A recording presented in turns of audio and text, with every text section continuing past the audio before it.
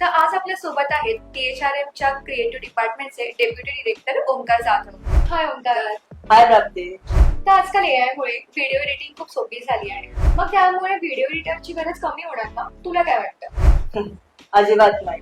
AI फक्त video edit करून देऊ शकतो, पण तो स्टोरी सांगू शकत नाही. आजकाल लोकांना व्हिडिओ एडिटिंग किंवा इफेक्ट्स पेक्षा जास्त चांगला कॉन्टेंट आवडतो.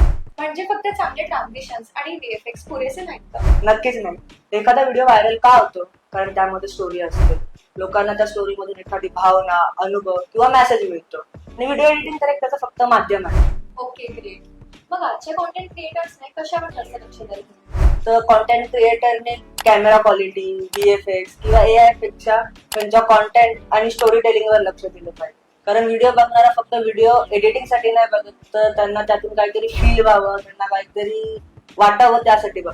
खूपच छान. मग तू आपल्या व्ह्युअर्सला काय मेसेज देशील?